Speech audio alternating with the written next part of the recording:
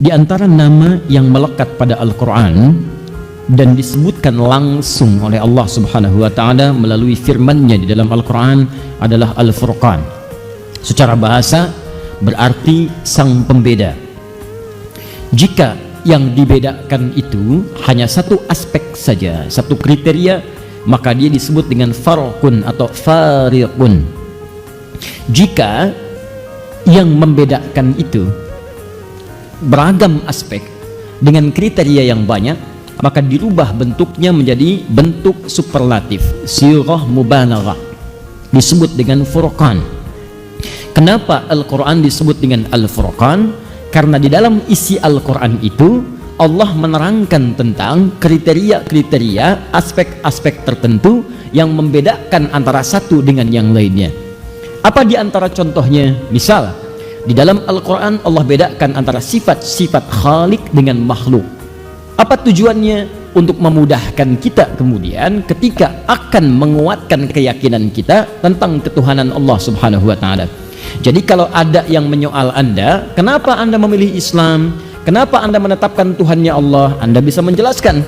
Maka dijelaskan oleh Al-Quran, ini loh beda Tuhan dengan makhluk begini, beda Khalik dengan makhluk begini. Saya tetapkan Allah karena hanya pada Allah lah semua sifat ketuhanan berkumpul dan beda dengan makhluk. Bagaimana cara menerangkannya? Buka Al-Quran. Maka disampaikan oleh Al-Quran, prinsip pertama, Khalik Tuhan mesti beda dengan makhluk, mesti beda. Jadi kalau makhluk punya sifat-sifatnya tidak boleh sama dengan Khalik. Maka muncul keterangan Allah, laisa kamitslihi syai', tidak boleh ada yang serupa dengannya, tidak boleh. Karena itu kalau makhluk itu berpasangan, manusia makhluk berpasangan, hewan makhluk berpasangan, tumbuhan makhluk berpasangan, maka manusia, hewan, tumbuhan tidak boleh dipertuhankan. Kenapa? Karena dia memiliki sifat-sifat makhluk yang tidak boleh dimiliki oleh Tuhan, tidak boleh sama. Sebab kalau sifat Tuhan sama dengan sifat makhluk, maka nanti akan muncul setiap makhluk merasa diri sebagai Tuhan. Jelas sampai sini? Apa di antara sifat manusia? Turunkan. Manusia melahirkan dan dilahirkan. Maka dari itu, jika ada kemudian yang diklaim sebagai Tuhan punya sifat melahirkan atau dilahirkan, dia tidak melahirkan tapi dilahirkan, maka dia bukan Tuhan.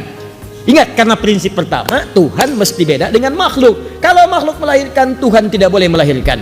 Kalau makhluk dilahirkan, Tuhan tidak boleh dilahirkan. Kalau makhluk berpasangan, Tuhan tidak boleh berpasangan. Jadi kalau ada misalnya yang dipertuhankan, ternyata hasil kelahiran dari yang lain. Kalau ada yang mengatakan misalnya Nabi Isa itu Tuhan, kenapa dia Tuhan? Karena dia misalnya, mohon maaf, kita cek, dia dipertuhankan. Nabi Isa dilahirkan, sifat Tuhan tidak boleh sama dengan makhluk. Lalu dikatakan misalnya, tapi kan dilahirkannya itu bukan biasa. Kalau manusia dilahirkan mesti ada bapak, ada ibu. Ini kan bapaknya nggak ada, cuman ibunya. Kalau manusia kan ada bapak, ada ibu. Isa nggak ada bapak, ada ibunya aja. Ini mesti beda, ini lain ini. Kita jawab, Adam lebih hebat lagi kata Al-Quran.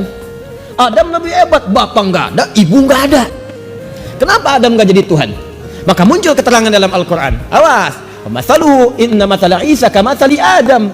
Ya, maka penciptaan Isa itu sama dengan Adam, nggak jauh beda. Kalau Isa dipertuhankan, kenapa Adam tidak? Jelas sampai sini? Indah sekali Quran itu. Ada lagi yang protes, oh tidak, Isa itu punya sifat lain yang Adam nggak bisa. Apa itu? Menghidupkan yang mati.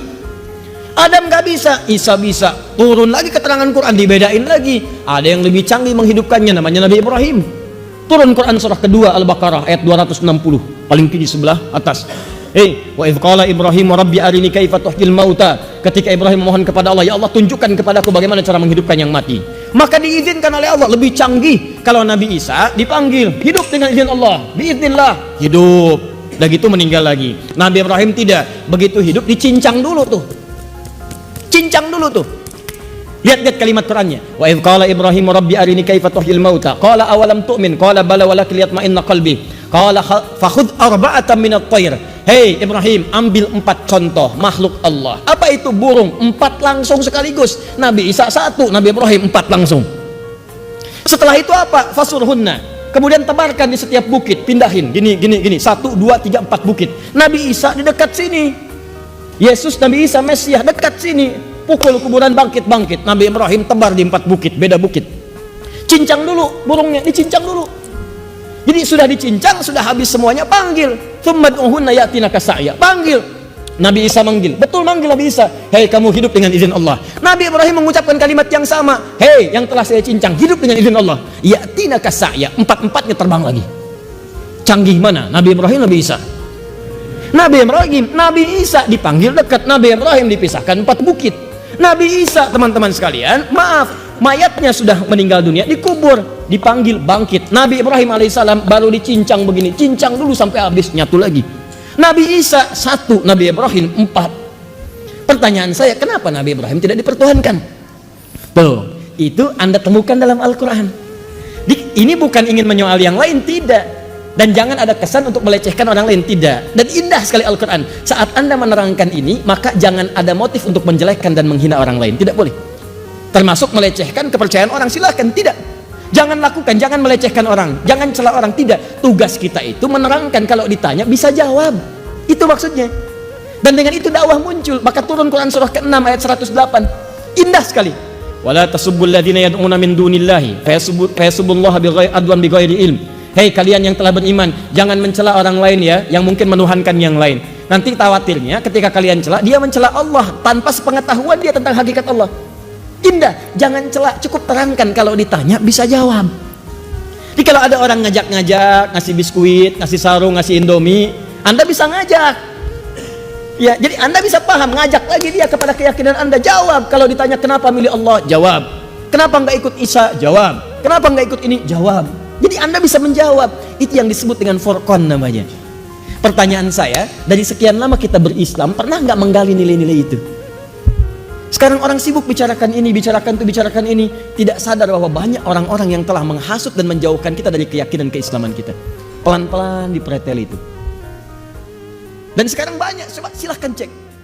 Bagaimana ada orang-orang yang membawa tanpa terasa, kemusyrikan mulai datang, dibawa ke tempat ibadah orang lain.